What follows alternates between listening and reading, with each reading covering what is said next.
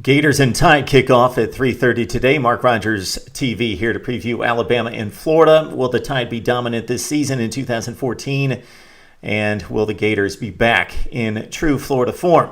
We will check out the key matchups here. Let's talk Jeff Driskel first of all. Obviously, he has not played in a year until the Eastern Michigan game, so now he has 2 games under his belt after missing almost a complete calendar year since he broke that leg against Tennessee last season. And Driskel's looked good, and based on his experience and background in that up-tempo offense in high school, he has adapted very well and is very, very happy to be in that Kurt Roper offense, pushing the defense.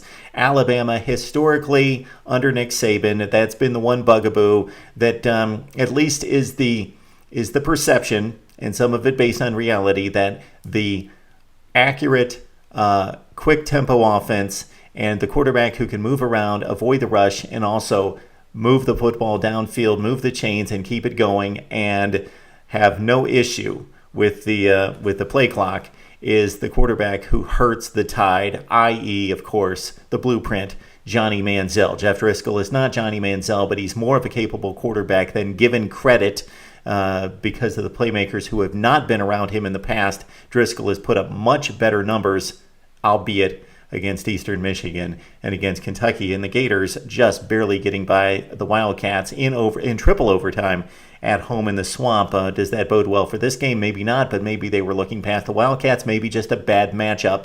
Maybe Florida is ready. You would think defensively the Gators are ready. We expect this to be a top 10 defense nationally. Maybe the statistics won't show that considering the schedule, but a top 10 defense, top 10 in talent, top 10 in productivity for Florida this season. They will be tested, of course, against a mobile quarterback themselves with Alabama's Blake Sims. Jacob Coker will most likely get some playing time as well. Sims has been capable. We last saw him on a big stage against West Virginia in the opener. He had a decent game through, mostly underneath, mostly looked for Amari Cooper, and that's continued through the first 2 games where Cooper has been targeted like 3 times as much as everybody else combined. He's got 33 receptions, and after having like 20-some receptions through 9 games last season, he did have some injury issues as well. Cooper, 33 receptions to lead the nation. Consider that an Alabama wide receiver leading the country in pass receptions. Christian Jones next with 9. O.J. Howard, one of the best tight ends in the SEC, has yet to catch a pass. He needs to get involved as well. The Florida run defense versus the Alabama run game with the triple-headed monster, although Yeldon a bit banged up, will be very fun to watch because that's strength versus strength right there.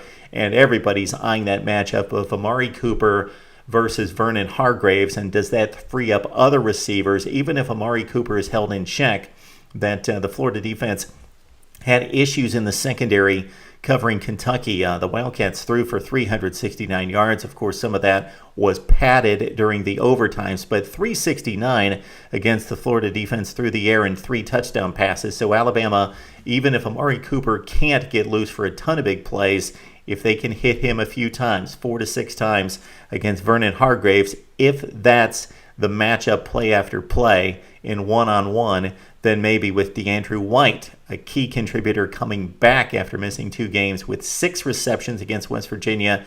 He's done it in the past in big spots. DeAndrew White is a guy that Blake Sims may have to look for against a better matchup in that Florida secondary this game. Couple things to keep in mind after Demarcus Robinson has broken out as that much anticipated Florida dynamic player on the perimeter with 21 receptions in 2 games, 15 against Kentucky for 216 and 2 touchdowns. Demarcus Robinson has turned out to be the big play guy for Florida. Bama has some issues in the secondary. Jarek Williams missing time with a fractured bone in his foot. He's missed the last few weeks, but it's been Southern Miss and Florida Atlantic.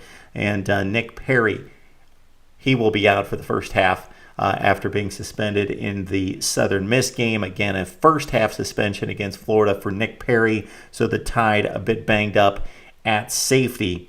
And again, Dante Fowler Jr. with a couple sacks and near on ball. Florida linebacker, senior linebacker with 2 sacks, matching up specifically against that Tide ground game. That will be job number one for Florida on defense is stopping Drake and Henry and TJ Yeldon as well. So Bama, Florida, we like the Tide to win it in a pretty decent football game. They will show themselves to be substantially better, decidedly better. Let's call it 27-20, Bama over Florida.